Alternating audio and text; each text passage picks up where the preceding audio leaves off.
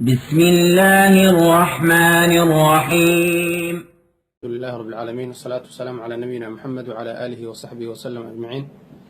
يا أيها الذين آمنوا اتقوا الله حق تقاته ولا تموتن إلا وأنتم مسلمون. يا أيها الناس اتقوا ربكم الذي خلقكم من نفس واحدة وخلق منها زوجها وبث منهما رجالا كثيرا ونساء، واتقوا الله الذي تساءلون به والأرحام إن الله كان عليكم رقيبا. يا أيها الذين آمنوا اتقوا الله وقولوا قولا سديدا يصلح لكم أعمالكم ويغفر لكم ذنوبكم، ومن يطع الله ورسوله فقد فاز فوزا عظيما. ويقول النبي صلى الله عليه وسلم: اتق الله حيثما كنت وأتبع السيئة الحسنة تمحها وخالق الناس بخلق حسن. ثم صلاة والسلام على نبينا محمد وعلى آله وصحبه وسلم أجمعين. يا خير من دفنت بالقاع أعظمه فطابت من طيبهن القاع والأكم، روح الفداء لقبر أنت ساكنه فيه العفاف وفيه الجود والكرم، أنت الحبيب الذي ترجى شفاعته يوم القيامة إذا ما زلت القدم. ثم أما بعد، السلام عليكم ورحمة الله وبركاته. waan idin salaamay walaalaha muslimiinta gaar ahaan Soomaaliyeed dunida meel walba ka joogtaan. Fariintan waxay ku socotaa dad gaar ah, waxay ku socotaa deegaanka Soomaalida Itoobiya ama loo yaqaan gobolka Soomaali galbeed. Si gaar ah waxay u taabanaysaa fariintan waa digniin ayay xambaarsan tahay.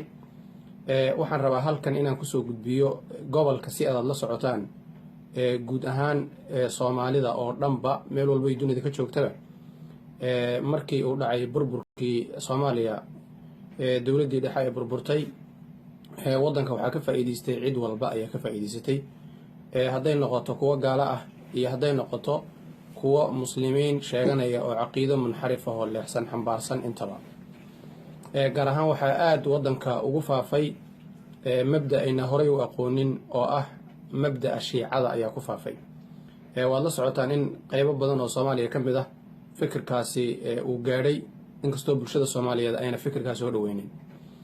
Sidoo kale deegaanka Soomaalida Itoobiya oo caasimadiisu ay tahay magaalada Jigjiga, waxaa sanadadii u dambeeyay laga soo bilaabo 2009 ama 8 ilaa xilligan aan joogno maanta oo taariikhdu ay tahay bishan Abriil 27 2015, waxaa aad ugu faafay fikirka shiicada ama la damcay in lagu faafiyo ayaga oo magacyo kala duwan huwan. Waxaa magacyada ugu caansanaa nimanka loo yaqaano firqada axbaashta loo yaqaano uu aasaasay ninkii la odhan jiray Cabdalla al-Harari oo ka soo jeeday deegaankan maxaan ku idhahdaa Oromiya, herarna ku caanbaxay taariikhdiisa iyo maxaan ku idhahdaa aan ka soo sheekaynay hadda ka hor oo maqaalo qofkii u baahda page-kayga Facebook aan aad oogaga hadlay. Nimankaashaa soo galay gobolkaas ayaga oo ku gabanahaya sida shiicadaba caadada u ah ay u adeegsadaan inay magacooda qariyaan oo waxayna ahayn ay sheegaan, ayagoo sheeganaya inay madhabka shaaficiyada xagga fiqiga ay yihiin, caqiid ahaanna niman ashcariye ah inay yihiin, ayagoo sheeganaya bay gobolka soo galeen. Waxay qabteen shirar badan oo ay ku qabteen meelo kala duwan. Waxay ku qabteen intaan xusuusto Addis Ababa, Dirdhaba, Herar, Jigjiga iyo meelo kala duwan oo ka mid ah guud ahaan deegaamada Itoobiya, gaar ahaan deegaanka Soomaalida meelo badan oo ka mid ah haba u badnaata magaalada Jigjiga. Waxay sameeyeen dhalinyaro badan ayay diyaariyeen oo dugsiyada ka soo ururiyeen, tababaro u qabteen. Anigu warka aan sheegaya ma aha wax sheeko ah, meelaha qaar way garanayaan ayaga laftigooda, qaar ka mid oo magacaabi doono. Jigjigana si fiican baan yaa la iga garanayaa. Waxaa jiray shirar badan oo aan anigu ka qayb galay oo ay nimankaas firqada axbaashta la yiraahdo ay qabanayeen. Shirarkaas oo qaarkood ay ka dhaceen Jigjiga dhexdeeda hoolka weyn ee Sayid Maxamed Cabdilla Xasan, oo niman Lubnaaniyiin ah iyo carab kala duwan qabaa'ishoodu ay hogaaminayeen, isku dayeen in ay dadka ka dhaadhiciyaan waxyaabo khaladaad ah oo caqiidada saxda ah meel ka taabanaya. Waxay caynayeen rag badan oo culimada muslimiinta ka mid ah oo waaweyn oo ummadda agteeda maqaam iyo boosara kule ayay caynayeen. Ilaahay fadligii laakiin deegaankaasi ama deegaanka Soomaalidu arrintaa ma soo dhaweynin, waa laga hortagay. Odayaashu way kaceen, masaajidda laga hadlay, waa la cayriyey. runtii xilligii ayada ahayd madaxweynaha deegaanka go-aan fiican buu qaatay oo ahaa in uu nimankii axbaashta ahaa ee shiicada ahaa uu ka hortegay gobolkana inay soo galaan uu u diiday. laakiin waxaad moodaa ma aqaana si ay ka noqotay beryahan dambe in uu fikirkaas uusan ma aqaano si u fahmay madaxweynuhu uu ilaa hadda raggii hogaaminayay uu soo dhoweystay oo uu maxaanku idhaahdaa ayaga laftigooda uu madax ka dhigay sida ninka la yidhaahdo nadiir sayid nuur kallayare oo kaleete oo nin deegaanka macruuf ka ah nimankaas mabda-ooda shiicada ah ku qancay ah. ninkaasoo loo dhiibay inuu noqdo guddoomiyaha maxkamadda shareecada sare ee islaamka, sidoo kalena arrimaha diinta wixii ku saabsan asaga gacanta loo geliyey. waxaan rabaa si guud inaad ogaataan mabda'a shiicadu waxaan u malaynayaa inaysan cidna ka qarsoomeen. cid walba islaanta waayeelka ah ama duqda ah ariga baadiyaha la joogta way og tahay saxaabada nabigeena sala allahu caleyhi wasalam iyo dadkii diinta inuu soo gaarsiiyey ee nebi maxamed u hiiliyey u gargaaray in la caayo inaysan bannaanayn oo aynan habboonayn way og yihiin cid walba. haddaba nimanka shiicadu waa nimanka aad taqaanaan hadday noqdaan kuwa axbaashta iyo hadday noqdaan shiicadan itna cashariyada ah eeraan saldhigooda uu yahayba waa nimanka saxaabada nabigeena sala allahu caleyhi wasalam caaya. qur-aankana inuu inxiraaf ku jiro oo aayado badan ay ka maqan yihiin aaminsan, axaadiidta nabigeena sala allahu caleyhi wasalamna aan rumaysnayn. waa niman culimmada muslimiintu in badan oo ka mid ah ay isku raacsan yihiin inay gaalo yihiin nimanka shiicada ah. nimanka noocaa ah yaa deegaanka soo galay, waxaa wakiil dhab ah u ah oo mabda-ooda shiicada ku qancay oon qarsanaynin, oo rajaynaya insha allahu tacaala muuqaalkiisii cajalkan marka la idhidgaray inaad daawan doontaan, oo asagoo muuqaalkiisii nadiir sayid nuur lasoo dhigi doono video. ninkaas nadiir sayid nuur ayaa ku qancay. waxaan aada ula yaabay, waxaan daawanayay shalay toole labo muuqaal oo uu leeyahay. mid wuxuu ku ammaanayey oo lagu wareysanayay luuqadda carabigu ku hadlayey nimanka axbaashta la yidhaahdo ayuu aada u ammaanayey inay niman shaaficiye ay yihiin xagga madhabka ashcariyo ama maturiidiye ay yihiin xagga caqiidada buu sharxayay. جماعة الشيخ عبد الله الهرري أو المعروفين بالأحباش، نحن نعرف أنهم صوفية من أتباع طريقة الرفاعية والقادرية وأشاعرة ماتريدية في العقيدة، وهم شافعية في المذهب، ومع ذلك يريدون أن يصوروهم كجماعة غريبة، مع أن الشيخ عبد الله من علمائنا ونحن نعتبره مجاهدا ضد الوهابية والتكفير. waxaa la yaab leh dadka waxaa ka maqan baan u malaynayaa axbaashta miyayna garanaynin. nimanka axbaashta waa niman shiica ah, culimmada muslimiinta ee mucaasiriinta ana inay munxarifiin yihiin isku raaceen. madhabka ashcariyada ragga hogaamiya xilligan yaa ka digay. waxaan rabaa inaan ka magacaabo raggaas ood heli doontaan. ninkii labadii nin ee dhintay allahu naxariistee culimmada waaweyn ahaa doctor buuti oo ku dhintay syria, iyo doctoorkii kale ee wahab zuxayri oo asagana sidoo kale maraan dheerayn dhintay. labadoodaba way ka digeen. sidoo kale cali jumca oo ahaan jiray muftigii masar. saddexdaa ninba waxay ahaayeen xilligan hadda aynu joogno ragga ugu muhiimsan ee ugu caansan madhabkan shaaficiyada ama caqiidadan loo yaqaano ashcariyada, ragga xambaarsan xataa kutub ka qoray caqiidadaas ahlu sunnat al-ashaacira oo kale qoray ayay ka mid ahaayeen. waxay isku raacsan yihiin culimmada muslimiinta. haddii aynu soo qaadano kuwaas ashcariyada iyo haddaynu soo qaadano qolyaha kale ee raggii sacuudiga iyo maxaanku idhahday fatwada joogayba go-aan bay ka soo saareen inay niman munxarifiina yihiin nimanka loo yaqaano axbaashtu. sidoo kale shiicada waxaan u malaynayaa inayna qarsoonayn.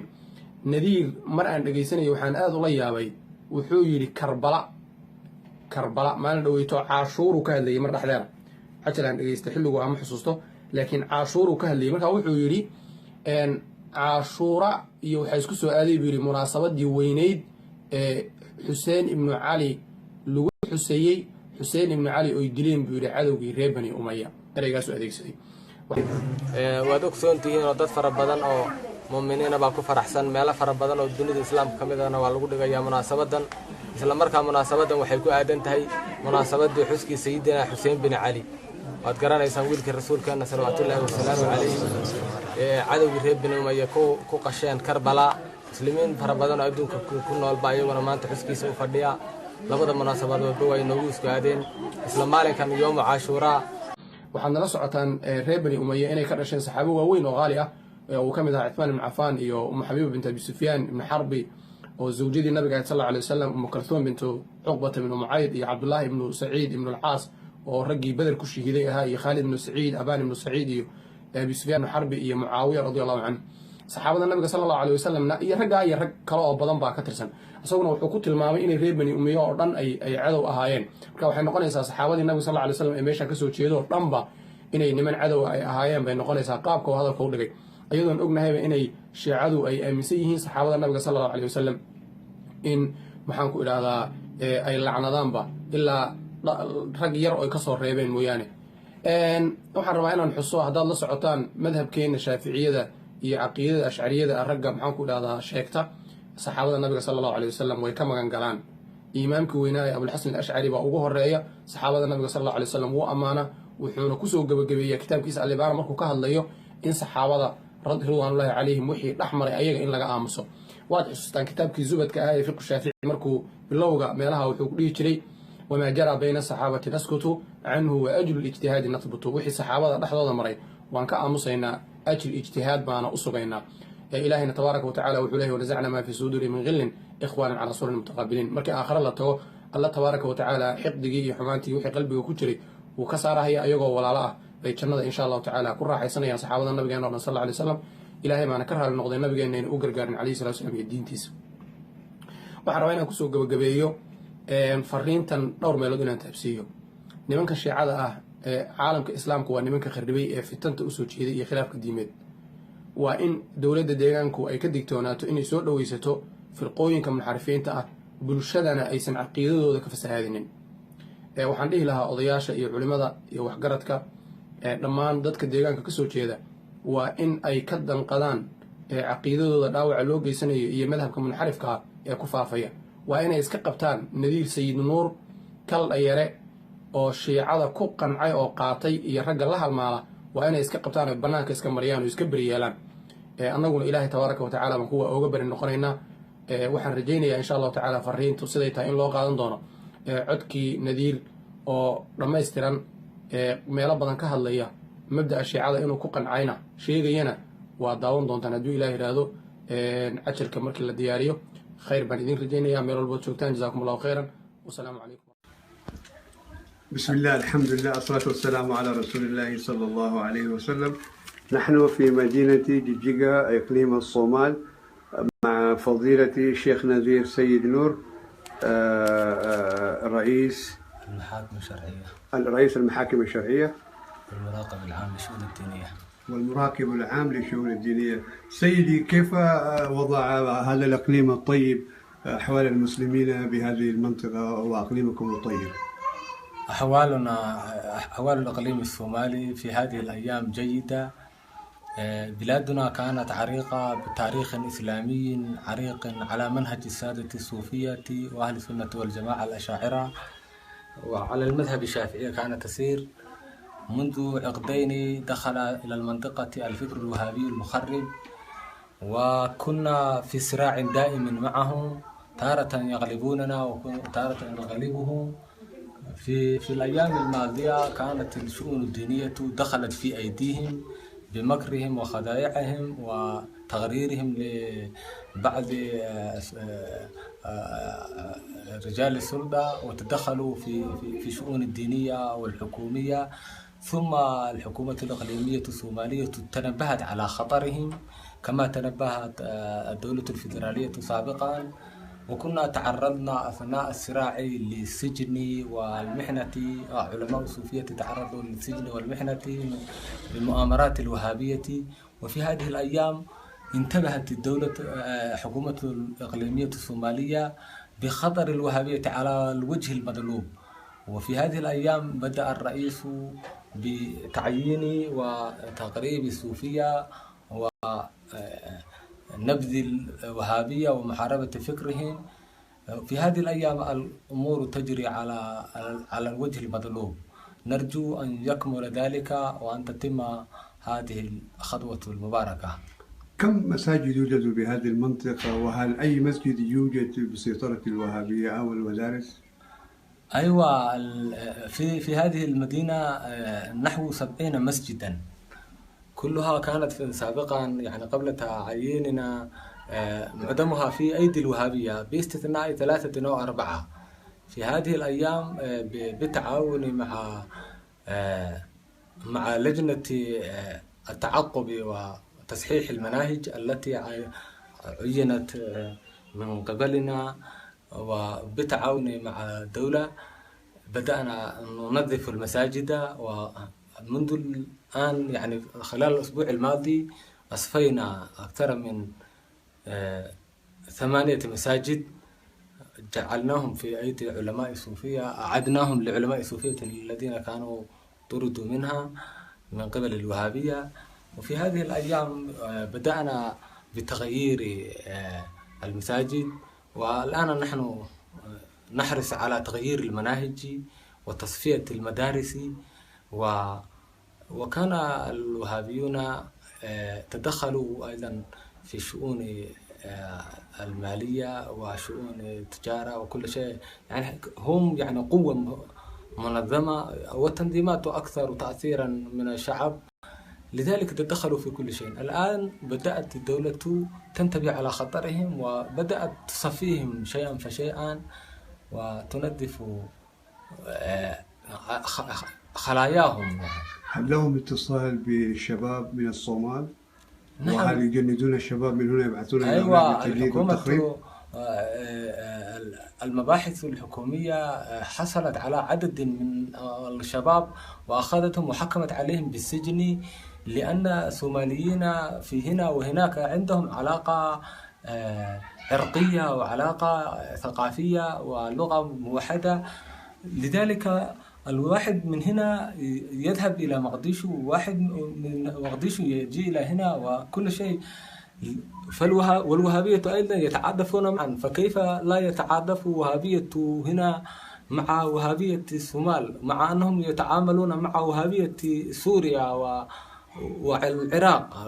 أنتم تعرفون أن قتل في سوريا أكثر من 200 وهابي صومالي، فما ظنك بمقديشو وجيجيغا من داعش شاركوا؟ أيوة، شاركوا مع داعش. هل يوجد أحد من هنا شارك في داعش من هذه المنطقة؟ نحن لا ندري، إنهم الواحد وهابي يفقد من هنا. نسمع أنه فجر نفسه أو في الصومال أو في غيرها أو في ليبيا.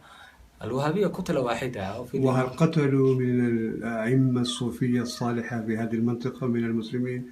هل دمروا مسجد أو أحرقوا شيء في هذه المنطقة عندكم؟ في الأيام الماضية كانت القوات حفظ الأمن الإقليمي الصومالي والفدرالي تحرص على مصلحة أمن البلاد وتحافظ عليه، لذلك ما كانوا يتحركون. مع ذلك كان منهجهم يسير في المدارس والمساجد، لذلك ما كانوا يتحركون ضده، لأنهم كان فكرهم سائدا في هذا. لماذا كنت سجنت ولماذا أفرجت عن السجن؟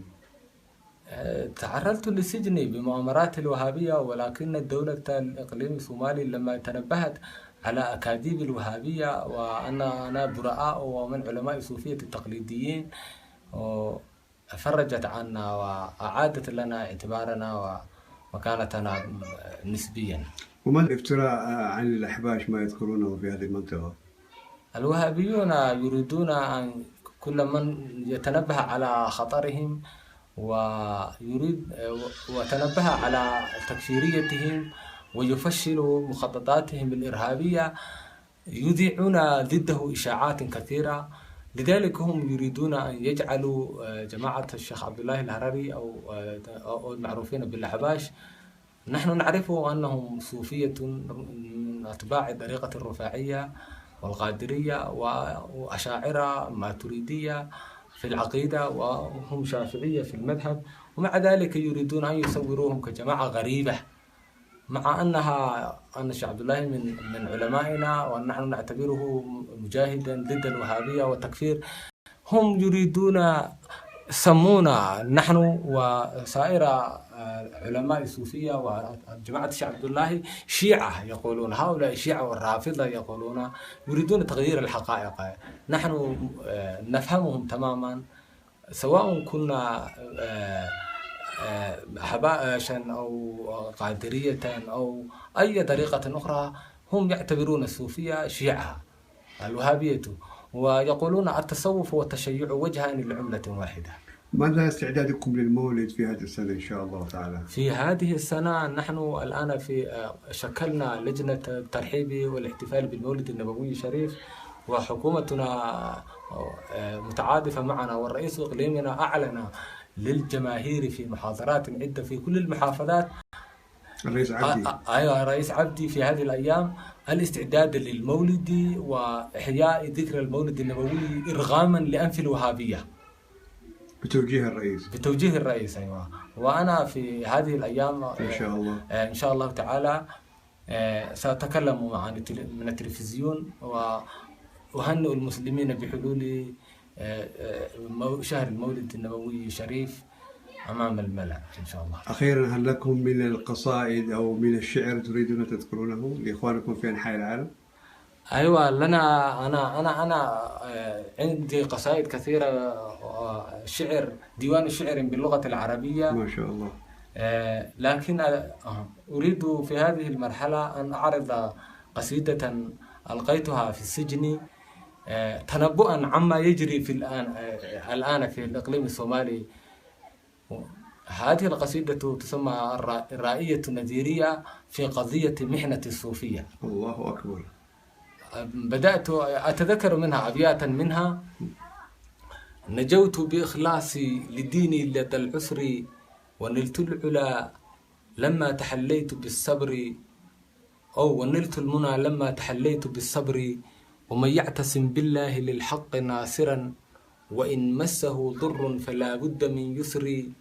نعم قلت في عمري معارك جمة، ووقعت في عيد الفجر فاصلة الدهر، لعمري لقد واجهتها بعد رؤية محققة شاهدتها ليلة القدر، تبين أن الخسف حل بزمرتي، ولكننا عدنا إلى قمة النصر، وحين طغى طوفان هول الخوارج علينا ربطت الجأش في لجة البحر، وقلت وحقق هذا الخسف من ثقتي به تعالى، وأني في طريق الهدى أجري، وقلت لمن رام الهوان بنفعل مرادكم حاشا يلين لكم صدري، وقلت لأصحابي ضحوا بنفوسكم لمبدئكم، فاللين شين على الحر، وظنوا بدين الله فهو نصيركم، ولا تنسوا الرؤيا فتعبيرها يسري، وقد حقق الأخيار منهم وصيتي، فهم ثقتي ما عشت أو عصبة البدر، وقدمت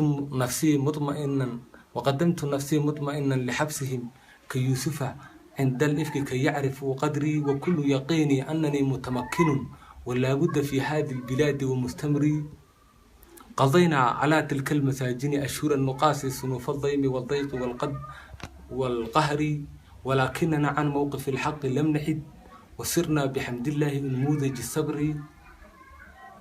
تبرأ منا كل وغد ومعول عد منها والدين بل ساقط القدر، ومحنتنا صارت موازين عبرة لتمييز أهل الحق عن عابد القدر، هم دبروها محنة غير أنها أتت منحة للمخلصين، فهل تدري؟